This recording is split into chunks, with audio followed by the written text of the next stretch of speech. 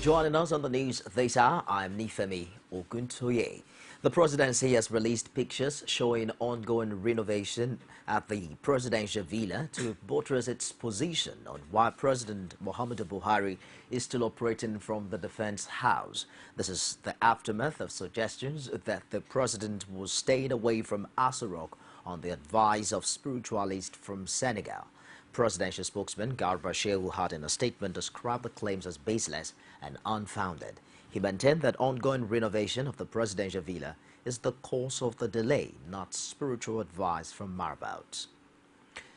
Meanwhile, President Muhammadu Buhari has met the nation's security chiefs for the second time this week. The meeting, which held behind closed doors, was attended by National Security Advisor Sambo Dasuki, Chief of Defense Staff Air Marshal Chief Marshal Alex Bade, and Chief of Naval Staff Vice Admiral Usman Jibrin. Permanent Secretary in the Ministry of Defense Aliyu briefed State House correspondents at the end of the meeting. We came to brief Mr. President on the meeting of the Lake Chad Basin Commission and Benin, which is with the head of states holding tomorrow, on the arrangement on the meeting held between the Chief of Defense of the Lake Chad Basin and the Ministers of Defense, which is culminating into the President's meeting.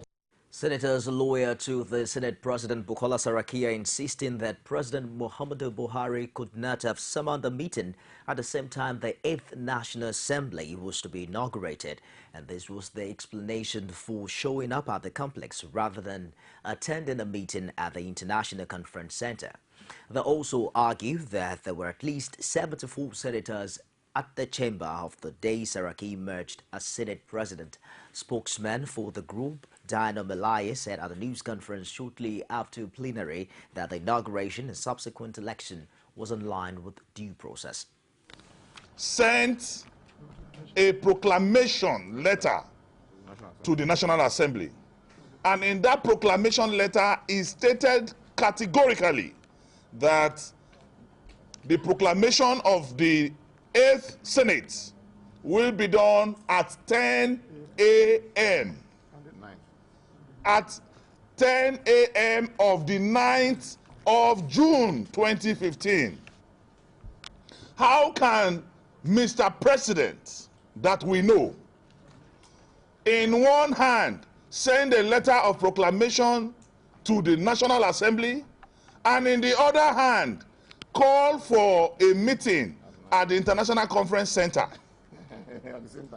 And if Mr. President wants to meet legislators, the Defense House is there, the villa is there, the banquet hall is there. Why International Conference Center? However, did Mr. President eventually attend to anybody at the International Conference Center? Capital, no. Meanwhile, the group of senators opposed to the emergence of Bukola Saraki are heading to the law courts. The senators who were at the International Conference Center at the time of the inauguration on Tuesday said at a news conference in Abuja that 57 senators cannot elect a Senate president. They described the election as unconstitutional and insisted that they were heading for the court to challenge Saraki's election. The first sign of a looming intra-party crisis was this act of disregard for protocol by Senator Oluremi Tinubu.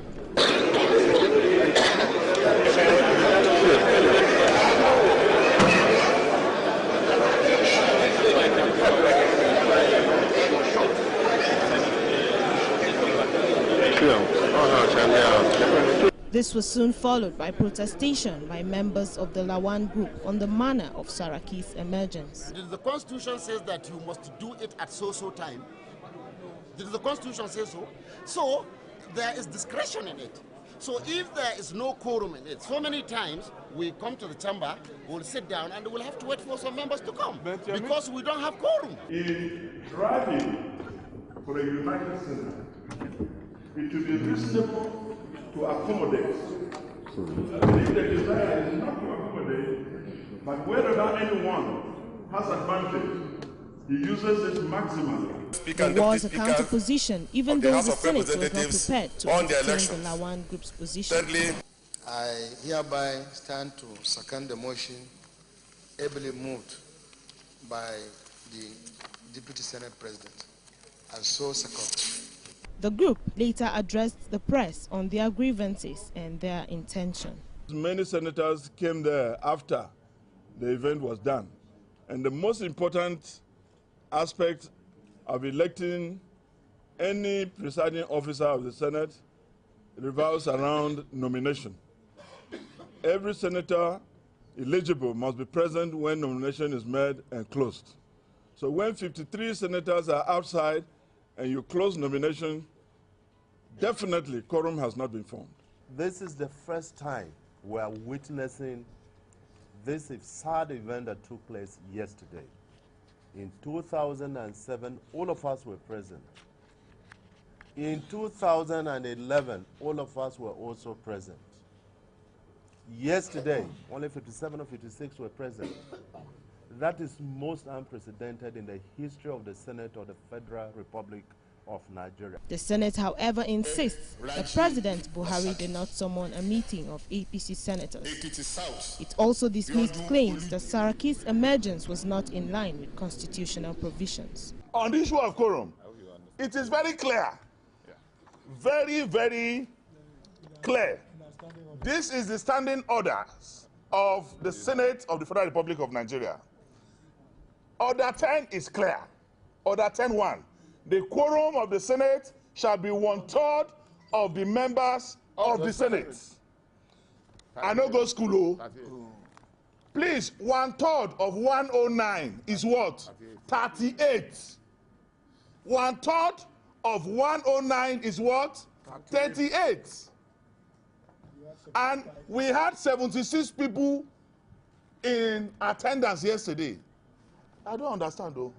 And although the Lawan group had made known its plan to go to court, senators of like minds maintain that APC members in the Senate are not divided. This is in spite of what appears like a brewing leadership crisis in a Senate that has for 8 years been stable. The Senate had since adjourned to June 23.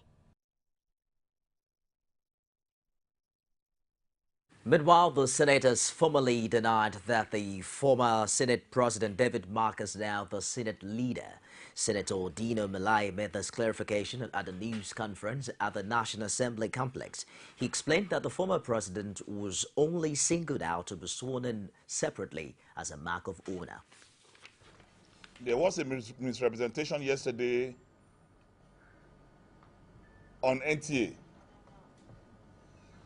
where it was erroneously stated that the highly respected Senator David Mark was sworn in as the majority leader. That story is baseless, has no iota of fact in it, it's falsehood, and totally not true. What happened is that out of respect for the former Senate president, he was sworn in as an individual instead of the groupings that took place. So we are using this opportunity to correct the erroneous impression out there that he was sworn in as the Senate leader of the 8th Senate. Former Speaker of the House of Representatives and Governor of Sokoto State, Aminu Tambuwal, on Wednesday paid a courtesy call on the successor, Yakubu Dogara. Tambuwal, who was accompanied by the former Deputy Speaker, Emeka Hiedoa, along both serving and past legislator at a meeting with the new leadership, and lasted a few minutes, witnessed lots of pleasantries and exchange of goodwill messages. Former military governor of Lagos State, Muhammad Marwa, has returned to the All Progressives Congress with thousands of his supporters across Adamawa State barely a week after resigning from the People's Democratic Party. This was contained in a statement issued on Wednesday in Yola, Adamawa State by his media aide, Bello Zubero. The former ambassador said the decision to return to the APC was jointly reached at a well-attended meeting between him and his supporters under the aegis of the Mara organization. Speaking at the parley, the former military governor of Borno and Lagos State reminded the gathering that they had no reason to leave APC before, but for the fact that thousands of the members were denied registration into APC in Adamawa State when the party was newly formed. He urged them to forego their grievances and let bygones be bygones, stressing that with President Muhammadu Buhari in the affairs of power now, the future is bright. We'll take a break now, and I'll be back with more stories. Don't go away. Every day, every hour, and every minute, news break in Nigeria. Things happen so fast, it's most times difficult to track and comprehend them. But that's what we do right here on Digit 360. 2015, would you want to come back again? It's like asking Jesus Christ if he knew he was going to die, will you want to come back as the savior of the world again? We do not just help you track the stories, we break them down, explore all the angles, analyze the issues so that you can fully comprehend the stories and use them to make the right decisions.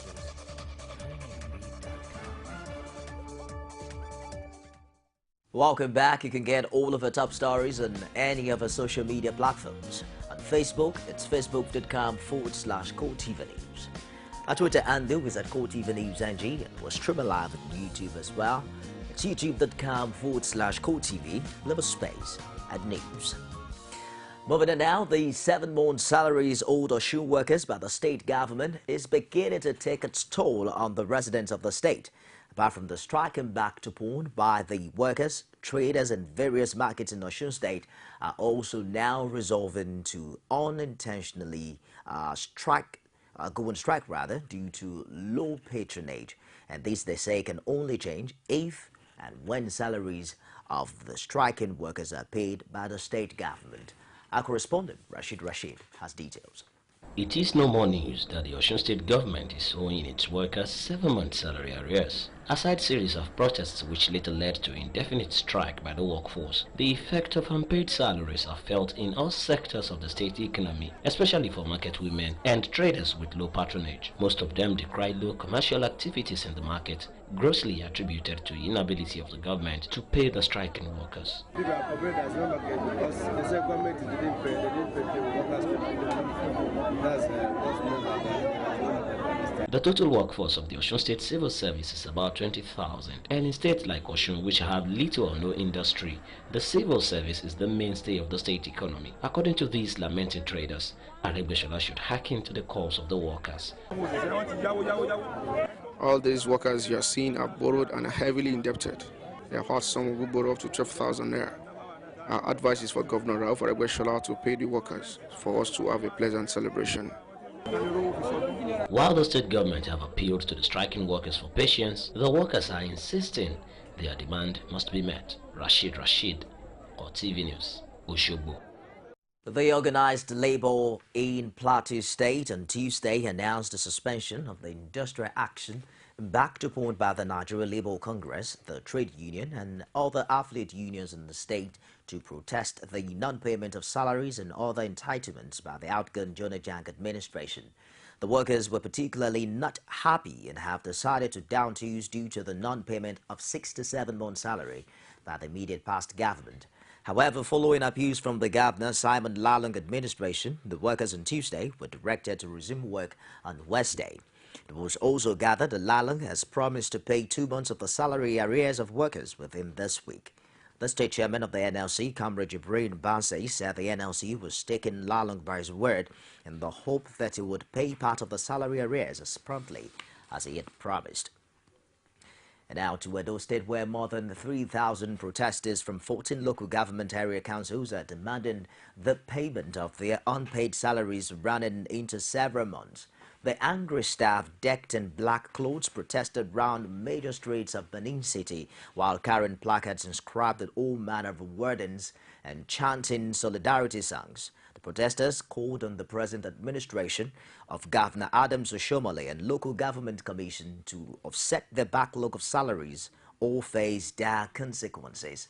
The local government staff, led by the state president of Nigerian Union of Local Government Employees, Comrade Young Elekhena, made this known while he led them to the State Council Secretariat of the Nigeria Union of Journalists. At the NUJ Edo Secretariat, staffers of 14 local government councils in protest in their thousands stormed councils to lament the untold hardship as a result of their unpaid salaries of about 5 to 9 months. Observing that Eson South East, Estafel East and Owen East local government councils are the 3 councils that have so far paid and not owing staffs. NUJ state president said they are not slave and cannot be second citizens, stressing that other agencies have paid, wonder why the local government commission and the state government continue to stifle the system with continuous cry of shortfall in allocation. We are here today to register our protest, peaceful protest, for the abandonment of local government workers for the past 8 months. For no salary. We have been dialoguing, negotiating, pleading, interventions from various quarters, but they all seem to be in vain. We went on strike for 3 days. We were being reprimanded, called troublemakers, because we demanded for our salaries. He appealed to the NUJ to help disseminate the information while also urging the state governor to take care of its responsibility of paying teachers and not abdicate it to local government. Other citizens that are working, they get their salary, but the local government workers, no salary.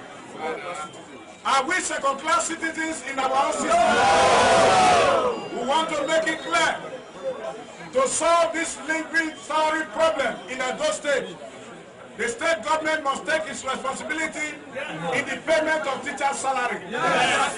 You can see from our banner, the local government pays 100% salary to teachers, while the state is paying 0.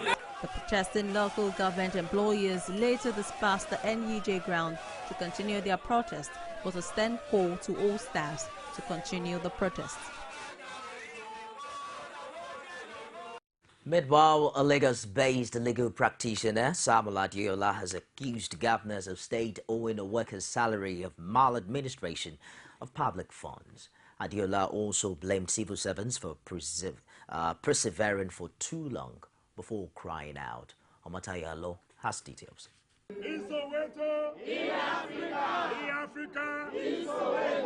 Industrial action and protest across various sectors of the economy is what we see these days with varying degrees in different states. The reason behind this trend also differ. Some states owe well over 4 months' salaries, while others like Plateau and Imo owe as much as 9 to 13 months of workers' entitlement. It's no news that the strike action embarked by workers, especially civil servants, is costing the country billions of naira. But the challenge remains that the workers are fed up. Report asserts that some have died, while others can simply fend for their families, a condition they are not willing to bear any longer. Commenting on the issue of unpaid salaries, a legal practitioner, Samuel Adiola, accused the governors of the affected states of negligence and lack of creativity to improve internally generated revenue. They don't have reason to hold any salary, because if their security vote that is unaccounted for has not been tampered with, why should anybody hold salary of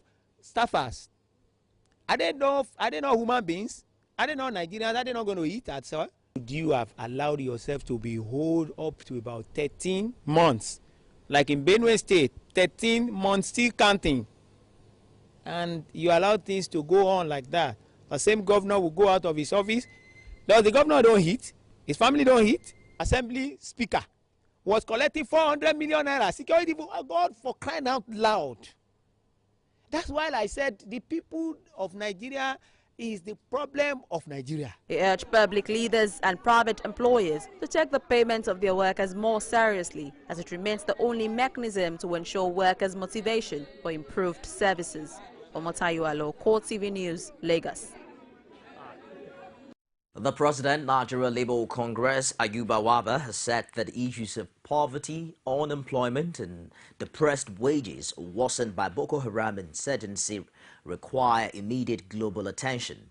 A statement on Tuesday stated that WABA enjoined the International Labour Organization to avail the government of President Muhammadu Buhari and give the necessary technical and institutional support to revive the culture of social dialogue in the country.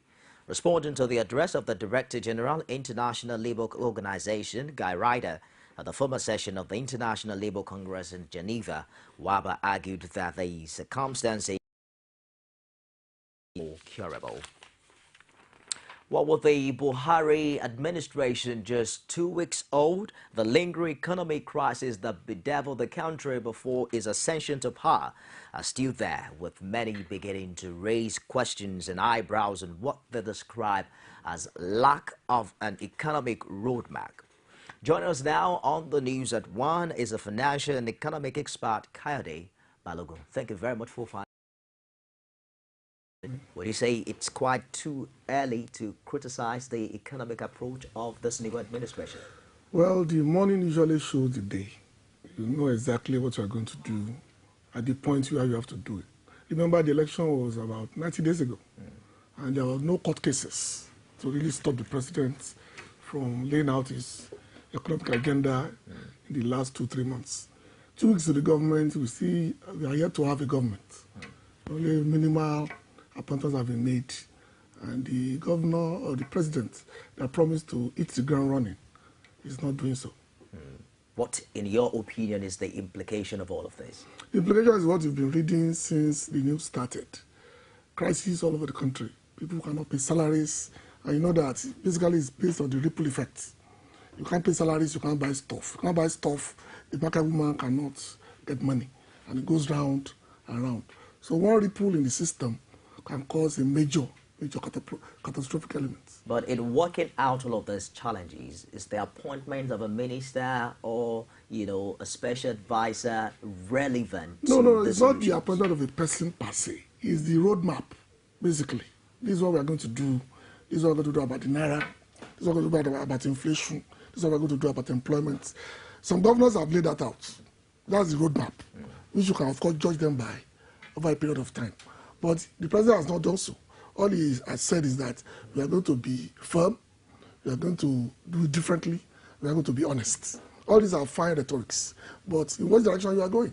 That's what a lot of people are saying, like you said, at which point do we start getting a feeler that somebody is in charge? So far, it's just the same of the same. Are you impatient? Well, you have to be. Somebody has not been paid for 7 months. On paper, mind you, the economy is doing fine. But in reality, to the common man, there's no layback on it. Our inflation level in the last, from 1960 to last year, was about 12.4%. Right now, inflation is about 8.7%. The dollar is just under 200 naira. The pounds is just over 300 naira. On paper, everything is fine, but there is no money in the system. And so it cannot go round. People are not be able to pay. And then the problem persists. If nothing is done in the next 1 month, people start querying the ability of the president to do the change mantra. The governors that are that have not been able to pay salaries seem to give us an opinion that it's a national problem. There are other people who think that it's not so. What are your thoughts along that line? It's on 2 levels. The reason why you come into governance is to provide solutions. And once you cannot provide solutions, then you are failed. If a governor has not paid salaries of civil service for 7 months, that is almost a criminal offense. Because you are denying, not only the man, you are denying the state the ability to grow for that period. And all the excuses that I've been hearing, to me, it does not really hold water, because you have the opportunity to come out when it was just 1 month or 2 months, and then make plans to make sure that if it's going to stagger it, so we can't pay you X, Y, Z. Let's pay you X, Y, so you can go home and come to work. Then that will be staggered over maybe 10 months. Then take it from there. You also keep quiet until people start shouting or people start making noise. It's not really the best. Are you optimistic that this new administration has what it takes to make Nigeria economically buoyant again? Optimism is the only thing we have. There's nothing else to hold on to. If you don't have hope, then everything else is lost. Kayode Balogun, financial and economic expert. Thank you for joining us on the news. It's always a pleasure.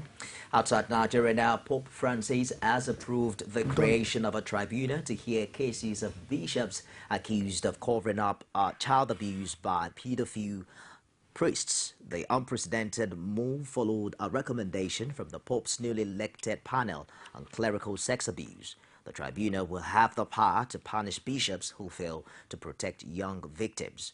A statement from the Vatican said the department would come under the auspices of the Congregation for the Doctrine of the Faith. Its aim would be to judge bishops with regard to crimes of the abuse of office when connected to the abuse of minors. Father Federico Lombardi, a Vatican spokesman, said bishops could also be judged if they had failed to prevent abuse from taking place initially. And that wraps it on the news this hour. Join us again at the top of the hour for more. I am Nifemi Oguntoye.